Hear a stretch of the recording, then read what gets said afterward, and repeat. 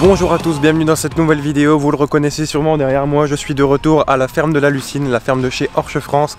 Rappelez-vous au printemps quand j'avais filmé le nouveau semoir Pronto de chez Orche, il y avait Florent qui m'avait gentiment invité de venir sur ces deux journées d'événements de Orche France. Et bien aujourd'hui et demain il y a un peu plus de 500 personnes attendues chaque jour. Il va y avoir de la nouveauté qui va être présentée, d'ailleurs que Florent va pouvoir me présenter. On fera un petit peu le tour des nouveautés tout à l'heure. Elles ont été annoncées et dévoilées hier aux journalistes. Vous allez voir, il y a du très beau, il y a de la nouveauté. Moi, je fais quelques images. Il y a une conférence ce matin, notamment Michael Orche et différents intervenants qui vont pouvoir échanger avec les agriculteurs invités sur cet événement. On va pouvoir faire de la démo, manger un bout, boire une bonne bière comme on a l'habitude de le faire. Bon voilà, je vais vous filmer tout ça, vous faire une belle vidéo et on retrouvera Florent plus loin dans la vidéo pour nous présenter les nouveautés. Bonne vidéo à tous!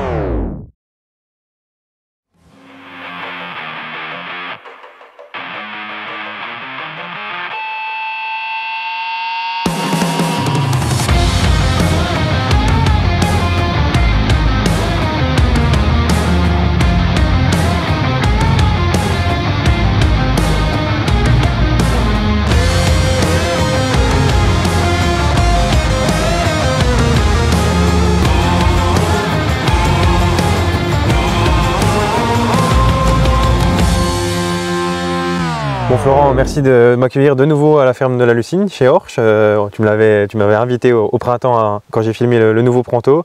Alors là, on n'est pas à la Lucine, on est au milieu de la prairie, presque sous la pluie. Comparé à ce matin, le temps a vraiment beaucoup changé. À foirer, il n'y a pas d'autre moto mais plan. Je voulais un peu essayer les différentes machines, tout ça, et la météo a vraiment pas été terrible. Coup de chance, j'étais là hier, donc il y a eu les ateliers, j'ai pu filmer les différents ateliers sous le soleil. Donc là, on s'est décalé un peu de la ferme, parce qu'il y a encore des agriculteurs qui sont sur la ferme, pour que tu nous présentes les trois grosses nouveautés de cette journée. Donc je te laisse parler et présenter cette nouvelle machine. Voilà, donc là on est devant le nouveau Fortis 7AS. Ok. Et c'est un outil donc, de travail du sol à 4 rangées de dents, ouais, qui vient en fait s'intercaler entre le Terrano GX et le Tiger. Alors pourquoi je te dis ça? Parce que le Terrano GX, lui, a une plage de profondeur de travail qui va jusqu'à 25 cm de profondeur. Le Tiger, 35 cm. Et donc avec le Fortis, on pourra aller jusqu'à 30 cm. Donc il vient compléter la gamme, se mettre vraiment au milieu, quoi. Voilà, avec 4 rangées de dents. Okay. Et la particularité de cette machine, en fait, c'est que la dernière rangée de dents, comme tu peux le voir, les tançons a un support qui est reculé, super long, ouais, de manière à ce que la terre soit toujours en mouvement quand elle arrive au niveau des disques de nivellement. justement pour améliorer le nivellement sur toute la largeur de l'outil. La terre ne retombe pas juste derrière la dent, elle vient vraiment ici, elle sera encore en mouvement au moment où elle tape dans les disques. Voilà, c'est exactement ce principe-là et c'est ce qui nous permet aujourd'hui avec cette machine d'obtenir une qualité de nivellement que l'on n'a pas lorsqu'on a l'essieu qui vient s'intercaler entre la dernière rangée de dents et le système de nivellement des disques. Ok, donc pour le Fortis et en puissance, Florent, il faut... Bah écoute, ça va dépendre en fait du type de sol dans lequel tu vas travailler et de la profondeur de travail également. Et donc il faut compter entre 50 et 80 chevaux du mètre linéaire. Oui, donc il faut ce qu'il faut devant quand même. Aujourd'hui, il était à 370. Ouais, 370, mais bon, tu vois, c'est la plage mini, on va dire, parce que ce serait 50 chevaux par mètre, 7 mètres, 350 chevaux. Ouais. Donc on est dans le gabarit. On est dedans. Bon Florent, la suite du coup, un semoir ce coup-ci visiblement. Oui, alors le Versa 6SW.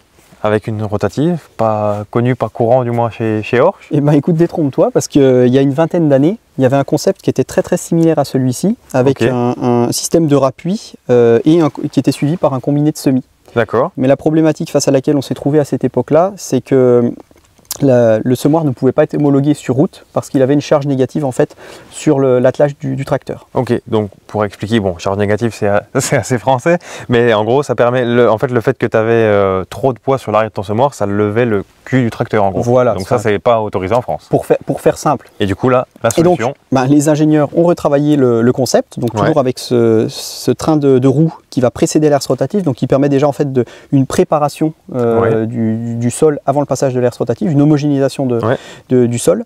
Pour faire simple, lorsqu'on va passer à la position transport, l'essieu, donc les 4 roues qui sont dans la partie centrale, elles vont basculer sous la herse rotative de manière à déplacer le centre de gravité du semoir et d'avoir plus de charge. Donc de appuyer un peu, on va dire, le semoir sur le tracteur. Exactement, donc tu as de la charge sur le tracteur. On n'a plus cet effet de charge négative qu'on avait sur la version précédente. D'accord, fallait y penser. D'où les gros vérins le long, là, pour repousser les roues sous la rotative. C'est exactement ça. Ok, un peu de chiffres sur le semoir, bon là 6 mètres visiblement. Voilà, c'est ça, donc 6 mètres de largeur de travail. Capacité de trémie, là on est sur une double cuve, donc qui nous permet d'apporter 2 produits qui seront localisés dans la ligne de semis. Ce qui se fait de plus en plus. Donc 5000 litres de capacité. Là-bas, T8 Smart Trax avec un autre semoir, mais 12 mètres ce coup-ci. On va aller voir ça. Bon du coup le semoir là, moi je trouve qu'il n'a pas le nom, mais il ressemble quand même beaucoup à un Avatar. C'est quoi cette... Alors justement, le nom est différent, il s'appelle Sprinter 1225 SC. Et chez Horsch, tout ce qui est dénommé Sprinter, en fait, c'est la gamme des semoirs à dents. Ok. C'est vrai qu'il y avait des dents. Tu devais avoir un petit peu trop la tête dans ta caméra quand tu as filmé. C'est vrai que du coup, il y a une différence avec l'Avatar, on est d'accord. Et alors bon, effectivement, je te le concède. Là, on reprend toute la partie châssis et trémie et système de distribution de l'Avatar. Par contre, derrière, on a un tout nouveau concept. Donc le devant est quand même de semoir à dents. D'accord. Bon, on va s'approcher. Bon, du coup, on s'est rapproché, je confirme, c'est bien une dent. Présente-nous un peu ce nouveau Sprinter. Bon, alors le nouveau Sprinter là, c'est vraiment un semoir qui a été taillé pour faire du semi-direct. Il a aussi l'aptitude à travailler sur des préparations simplifiées. Mais donc le concept, c'est une dent qui permet de dégager la ligne de semis des résidus. Donc pas avoir de paille ou de résidus, justement, comme tu le disais, au fond de la ligne de semis. C'est exactement cet avantage-là. Et donc, on a en fait un contrôle individuel de la profondeur de semis, avec les roues, dent par dent, avec les roues, et la dent est précontrainte hydrauliquement. Le vérin sur chaque dent. Exactement, donc pour pouvoir suivre en fait les dénivellations du sol. Ok. D'un point de vue trémie, on est sur la même que l'Avatar. Des capacités qui sont identiques à celles de l'Avatar. Ok, du coup, combien de litres sur celle-là? Alors, sur une double trémie, on est sur 6300 litres. Ok, je pars pour un petit moment déjà. Oui, il y a de quoi faire. On revoit les feux, bon là c'est moi qui le présente, mais on revoit les feux du Pronto qu'on avait pu présenter au printemps.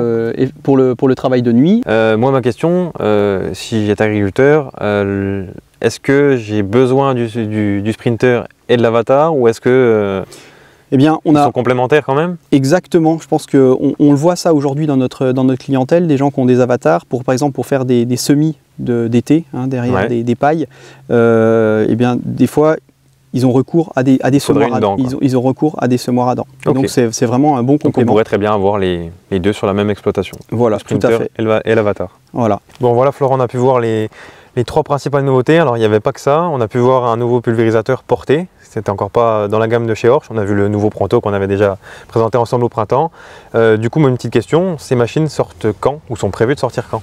Alors en ce qui concerne le Fortis et le Versa, ces machines-là seront disponibles en très petite quantité l'année prochaine, donc en pré-série. Par contre, en ce qui concerne le Sprinter, lui, Il est arrivé pas plus tard que hier matin. Donc c'est vraiment un prototype qui est sorti d'usine. C'est la première machine. D'accord, il a même jamais tourné. Non, il a encore jamais tourné. Donc il va être testé en prototype cet automne. Et puis après, l'année prochaine, en fonction si tout va bien. Si tout va bien, en fonction des résultats qui sont obtenus, ce sera décidé un petit peu plus tard. Ok, bon voilà, tu as pu présenter les trois nouveautés. On va se dépêcher de les ramener. Je pense qu'on les a assez monopolisés. Il y a encore des agriculteurs là-haut qui aimeraient bien les voir de plus près.